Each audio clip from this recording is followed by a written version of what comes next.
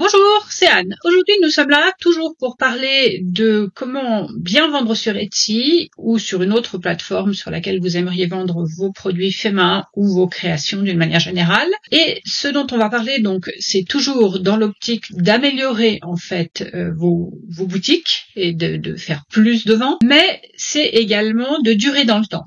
Et en fait, le sujet de cette vidéo aujourd'hui, c'est pas simplement d'améliorer les choses, c'est de comprendre qu'il y a une chose cruciale qui va saborder votre activité dès le départ si vous ne la faites pas correctement. C'est-à-dire que vous n'aurez pas une activité qui va vous rapporter de l'argent. Et je sais que dans les pays européens en général, j'allais dire en France, mais c'est pas que en France, mais c'est beaucoup en France, on a l'idée que gagner de l'argent, c'est mal, d'accord, qu'on peut pas gagner de l'argent. Et que donc, du coup, on va toujours faire passer cet aspect-là de ce qu'on fait au second plan. Comme s'il y avait une certaine honte à vouloir gagner sa vie. Or, si vous êtes ici, si vous avez décidé de vendre vos créations sur Internet, c'est parce que vous avez envie d'en retirer un bénéfice financier. Ça peut être simplement parce que vous avez un hobby qui vous coûte de l'argent et que vous avez envie de rentabiliser un petit peu, c'est tout à fait acceptable. Ça peut être aussi parce que vous avez un boulot qui vous plaît pas du tout et vous aimeriez savoir si votre activité, qui était au départ probablement un hobby ou qui est une activité secondaire, pourrait devenir à long terme une activité qui vous permettrait d'en vivre. Dans les deux cas, il faut être conscient d'une chose, c'est que la vente sur Internet s'est professionnalisée de manière très très importante ces dernières années. Ça veut dire que simplement mettre des produits en vente comme ça et puis vendre des trucs de temps en temps et en retirer un petit bénéfice puis pouvoir continuer à ce que vous faisiez dans votre coin, ça marche plus. En fait, c'était possible il y a quelques années. Maintenant, il faut vraiment approcher ça avec une approche plus professionnelle. Si vous voulez durer dans le temps, si vous voulez que votre boutique Etsy ne soit pas juste, enfin je parle d'Etsy parce que le sujet global de ces vidéos c'est plutôt Etsy, mais le principe est le même, quelle que soit la plateforme sur laquelle vous allez vendre. Si vous voulez que à la fin de l'année, quand vous faites vos comptes, vous ayez un bénéfice tout simplement, bêtement un bénéfice qui vous permette de payer le travail que vous avez fait. Si vous voulez pas que, en faisant vos comptes à la fin de l'année, vous vous rendiez compte que vous avez passé des heures et des heures et des heures sur cette boutique, et que à la fin vous récupérez rien ou presque rien en termes financiers parce que tout est passé dans les coûts, quels qu'ils soient, les coûts de la plateforme, les coûts les frais de paiement, mais également le temps que vous avez passé. Tout ça, il faut absolument en tenir compte dans la fixation de vos prix. J'en parle régulièrement, j'ai déjà fait des vidéos sur le sujet que je vais lier à cette vidéo-là, vous allez les voir là, non, peut-être plutôt là-haut, on va voir. Ou sinon, elles seront peut-être dans la description de cette vidéo que vous pouvez faire apparaître en cliquant sur la petite flèche qui est sous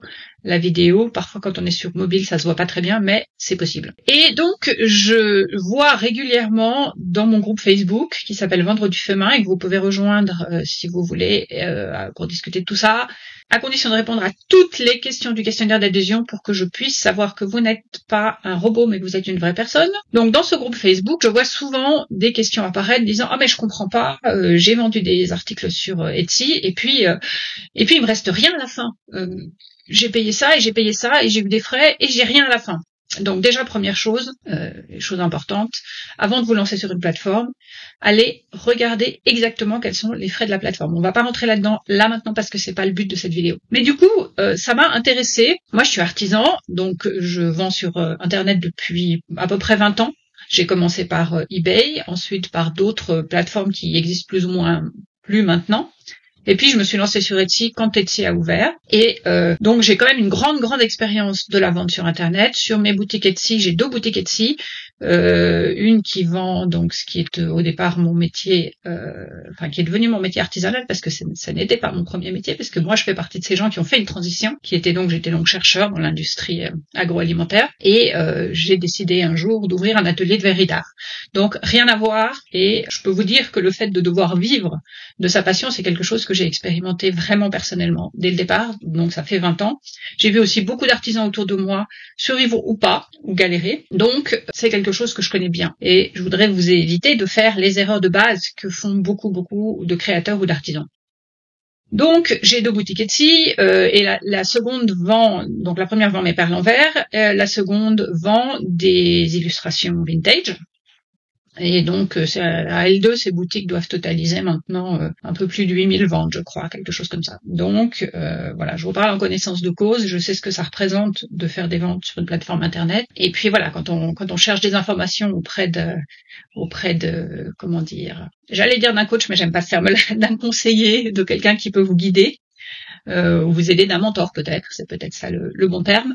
Vérifiez déjà que cette personne-là a vraiment des boutiques sur la plateforme qu'elle vous conseille, parce qu'il y a quand même beaucoup de gens qui donnent des conseils qui sont extrêmement fantaisistes, qui n'ont rien à voir avec la réalité, et quand vous leur demandez d'aller voir leur boutique pour savoir combien de produits ils ont vendus, il n'y en a pas. Donc voilà, bref. C'est pas le sujet de la vidéo. Je reviens à ma vidéo. Donc, l'idée, c'était de savoir comment est-ce que les gens réfléchissent pour fixer leur prix. Parce que c'est très très clair pour moi que personne ne commence, et ça j'en ai déjà parlé dans la vidéo précédente, personne ne commence par fixer des prix qui sont réalistes en termes de coûts. Jamais, personne. Donc, l'idée, c'était d'essayer de comprendre comment est-ce que les gens peuvent imaginer se lancer dans un business, et là je parle des gens qui espèrent en retirer un bénéfice financier, qui soit pour une activité secondaire ou principale, ça change rien. Simplement qui n'ont pas envie d'y laisser de l'argent, d'accord, ou qui ont envie que leur travail soit payé, tout simplement. À combien le travail soit payé, ça c'est encore un autre problème. Mais qui ont simplement envie que le travail soit payé. Et donc de comprendre comment était leur raisonnement pour fixer les prix. Donc là, hier, j'ai posé une question dans mon groupe Facebook, et puis il y a un certain nombre de membres qui ont gentiment répondu en leur disant donc que j'allais utiliser ces informations pour cette vidéo, que j'ai a priori leur autorisation pour utiliser les informations qu'ils m'ont données, et je leur ai demandé de me décrire leur raisonnement en fait pour fixer les prix de leurs produits. Et à une exception près que j'ai trouvé très intéressante, mais dont je parlerai après, enfin non, quoique même pas, tous les gens qui m'ont répondu à cette question donc dans mon groupe Facebook ont tous dit la même chose, c'est-à-dire qu'ils vont regarder les prix de la concurrence pour s'inspirer, enfin pour fixer leur prix en fait, pour savoir à combien ils vont pouvoir mettre leur prix. Ça, c'est la première chose qui fait que votre entreprise ne survivra pas. Et j'insiste là-dessus, si vous raisonnez comme ça, si vous commencez par partir de l'idée que vos prix sont fixés parce que font les autres, votre entreprise ne survivra pas. Ça veut dire que vous ne savez pas combien vous avez besoin de gagner pour survivre. C'est prendre le problème à l'envers. Je vais essayer de vous trouver la citation exacte. J'aimerais laisser un peu de marge pour pouvoir faire des promos, mais j'avoue ne pas y arriver par crainte que mes articles soient trop chers. Donc, ça veut dire que la personne en question pense que si elle vend sur Internet, sur Etsy en l'occurrence, elle ne peut vendre que des choses pas chères. Or, je voudrais vous faire comprendre que ça, c'est une approche qui va forcément résulter dans le fait de perdre de l'argent. Je vais même pas dire de pas en gagner, mais d'en perdre à la fin. C'est vraiment facile de faire un calcul coût-bénéfice à condition d'inclure vraiment tous les coûts dedans et de vous rendre compte que vous gagnez absolument rien sur un produit. D'accord ? C'est vraiment très très facile. L'idée, c'est comment faire pour aller au-delà, c'est-à-dire mettre en place un système de fixation des prix qui permette à une entreprise de survivre à long terme, qu'elle soit, encore une fois, une entreprise qui vous permet d'amener votre revenu principal ou un revenu accessoire. Ça ne change rien. L'idée, c'est que vous ne devez pas fixer vos prix en fonction de ce que font les autres. Vous devez fixer vos prix en fonction de ce dont vous avez besoin pour survivre. Donc, la bonne démarche, ça consiste à dire, pour continuer à faire ça, pour pouvoir continuer à vendre ces produits et que ça me convienne, que le résultat me convienne, il faut que le bénéfice que je fais dessus, une fois tous les coûts déduits, soit de temps. Et ensuite, à partir de là, vous allez rajouter tous les coûts, et j'insiste, tous les coûts, et vous allez pouvoir calculer, donc vous pouvez faire ça sur une base globale sur une année en fonction du nombre d'heures que vous allez pouvoir travailler, vous pouvez faire ça produit par produit, c'est à vous de voir, vous pouvez faire ça en calculant sur une base de salaire horaire, mais vous allez calculer combien de produits vous devez faire vous pouvez faire, combien de temps vous pouvez passer pour pouvoir dégager ce montant de chiffre d'affaires. En fonction de ça, vous allez voir que en fonction de ce que vous vendez comme produit, vous n'allez pas pouvoir mettre un prix en dessous d'un certain montant pour chaque produit. Vous allez dire, mais les gens vont pas vouloir les acheter parce que sur Internet, on trouve ce type de produit-là beaucoup moins cher. Alors, première chose, quand vous achetez quelque chose sur Internet, vous avez le choix entre des produits assez similaires, de gammes de prix qui vont de très peu cher à très très cher. Donc déjà, si votre raisonnement était juste, c'est-à-dire que si il existe sur Internet des produits similaires plus chers, personne ne les achète. Si votre raisonnement était juste, toutes ces boutiques qui vendent des produits plus chers n'existeraient pas. Déjà, l'industrie entière du luxe n'existerait pas. Donc ce raisonnement-là, déjà, vous pouvez l'oublier. Il faut comprendre qu'il y a des raisonnements différents en fonction des types de produits différents. Les produits de première nécessité, oui, les gens vont essayer de les acheter le moins cher. Et encore, il y a aussi toute une industrie des produits alimentaires de luxe qui fonctionne très très bien. Donc, il y a aussi des gens pour qui acheter des trucs pas chers, c'est pas bien en termes de statut social. La question, c'est que votre marketing et la qualité de vos produits soient adaptés à la gamme de prix que vous proposez. C'est pas du tout de proposer des produits premier prix, parce que vous vous battez avec des gens sur lesquels vous ne pourrez pas gagner, c'est-à-dire avec des gens qui fabriquent des choses en grande quantité, qui leur coûtent rien à fabriquer. Et vous n'êtes pas du tout dans ce créneau-là. Vous avez un nombre d'heures limité à consacrer à ce que vous faites. Vous pouvez pas vous battre sur ce terrain-là. Donc, la chose super importante, c'est de savoir combien vous voulez gagner, ensuite de déduire tous les coûts, et ensuite d'utiliser ça pour fixer les prix de vos produits. Je vais aller rechercher un autre commentaire précis pour savoir. Voilà, j'ai quelqu'un qui me dit, qui parle donc de bijouterie, qui dit je vais calculer les prix, donc je résume, je vais calculer les prix en fonction du coût des pierres pour savoir combien les pierres m'ont coûté par collier, et j'ajoute ma marge en calculant, en multipliant par 2,5 comme dans le commerce classique. Et là donc on a uniquement le prix des matériaux qui est pris en compte, et on a un calcul de multiplier par 2,5 comme dans le commerce classique.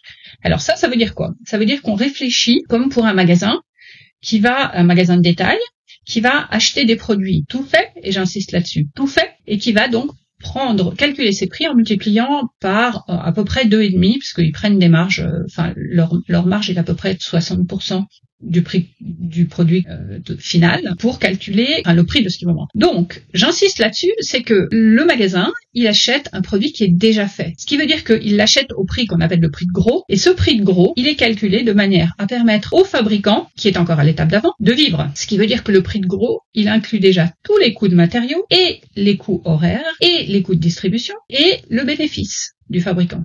Sinon, c'est pas viable. Vous, en tant que artisan fait main, vous êtes à la fois le vendeur au détail et le fabricant et le distributeur. D'accord? Donc, les coûts de chaque étape doivent être incluses dans vos coûts.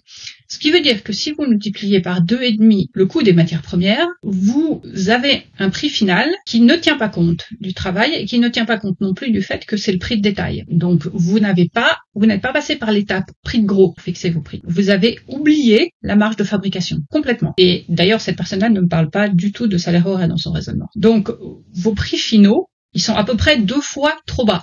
Et comment on sait ça? On sait ça, imaginez que, voilà, dans vos rêves les plus fous, un grand magasin vienne vous commander vos produits pour les vendre. Ils vont évidemment vous demander de les acheter au prix de gros. Donc, vous allez devoir diviser vos prix par 2 pour les vendre. Est-ce qu'en divisant vos prix par 2, vous faites du bénéfice? Avec cette façon de fixer les prix, la réponse est clairement non. Absolument pas. Parce que vous n'avez pas tenu compte de ça pour fixer vos prix. Donc, en fait, le prix que vous avez fixé dans votre tête, c'est en fait le prix de gros. Et pas du tout le prix au détail, dans la plupart des cas. Donc, il faut vraiment penser que si vous voulez que vous ne travaillez pas dans le vide, parce que faire une boutique Internet, une boutique sur Etsy ou sur toute la plateforme, ça demande énormément de temps. Je l'ai déjà dit, je le répète, ça va vous demander des heures et des heures. Ce temps-là, il doit aussi être compté dans le prix de vos produits. Vous pouvez pas dire ça me prend 10 minutes de fabriquer mon produit, mais ça va me prendre 2h30 de le mettre en ligne. Oui, mais alors votre salaire horaire, vous le calculez comment? Donc tout ça, ça doit être pris en compte, absolument pris en compte. Et tout ça, ça rentre dans la fixation du prix de gros. Et ensuite, vous allez encore le multiplier par 2 pour avoir le prix au détail. D'accord? Donc, c'est un peu complexe parce que les gens n'ont pas envie de comprendre ça. Mais si vous partez pas du bénéfice que vous voulez avoir pour calculer vos prix, vous n'aurez jamais une offre rentable. Jamais. C'est pas possible. Alors, la réponse que j'ai trouvée hyper intéressante, c'est que dans les gens qui ont répondu à ma question, il y a une personne qui a répondu en commençant par me dire moi je ne vis pas du tout de cette activité, c'est une activité accessoire, donc mon processus de fabrication est plus long que celui d'un pro, moins optimisé, et c'est la seule personne dans tout le fil de discussion qui a le bon raisonnement pour fixer ses prix, c'est-à-dire qu'il va regarder à peu près effectivement quels sont sont les gammes de prix qui existent pour les produits qu'ils fabriquent, c'est de la menuiserie, c'est des meubles. Et il va ensuite choisir une gamme où il sait qu'il va pouvoir faire payer le travail. Et c'est ça la clé, en fait. Et c'est le seul qui a réussi à me répondre en termes de bénéfices exacts et de salaire horaire qu'il se paye. Alors, le salaire horaire qu'il se paye, parce que il essaye pas d'en vivre, est relativement bas. Mais il le connaît. Il le connaît et il a fixé le prix dans l'idée. Donc voilà, je renseigne un prix de base et ensuite je procède par essai. L'objectif étant de faire du bénéfice et d'avoir un taux horaire entre tant et tant euros de l'heure. Ce qui veut dire que c'est le seul, c'est celui qui n'essaye pas d'en vivre et qui dit dès le départ qu'il n'essaye pas d'en vivre, c'est le seul qui a le raisonnement juste pour fixer ses prix. Qui va dire, mais voilà, moi je vais pas proposer un produit où je sais que je vais pas réussir à me faire payer le temps de travail. C'est pas possible. Parce que ça marchera pas. Et je trouve ça très intéressant que ce soit la seule personne qui se dise amateur et qui se dise de pas essayer de le faire, qui le fasse juste, en fait. Donc, je vous invite vraiment, vraiment à étudier tout ça en détail. Alors, je vous ai donné beaucoup d'informations. J'ai un petit cours qui s'appelle Comment fixer ses prix, qui est en vente. Vous trouverez le lien aussi sous cette vidéo. Et qui est conçu pour ça, en fait, pour vous faire comprendre d'une part les différents aspects marketing qui se jouent dans la fixation des prix, dans le fait aussi d'éviter le burn-out et la frustration, parce que c'est une frustration énorme de se rendre compte qu'on a passé des heures et des heures pendant des mois et des mois à essayer d'optimiser une boutique, tout ça pour gagner 1,5 € à la fin. Donc dans ce cours, je vais pas à pas vous expliquer justement comment tenir compte de tous ces coûts et vous aider à calculer exactement ce dont vous avez besoin pour que votre affaire vous satisfasse d'un point de vue financier. Encore une fois, ça pas forcément des gros montants. Simplement, si à la fin vous vous rendez compte que vous y avez passé des heures et que vous perdez de l'argent, voilà. Et peut-être que vous auriez réfléchi autrement au départ. Donc, je vous invite à bien réfléchir à ces questions-là. N'oubliez pas, vous pouvez toujours rejoindre le groupe Vendre du Féminin pour discuter de tout ça. Et je vous retrouve bientôt.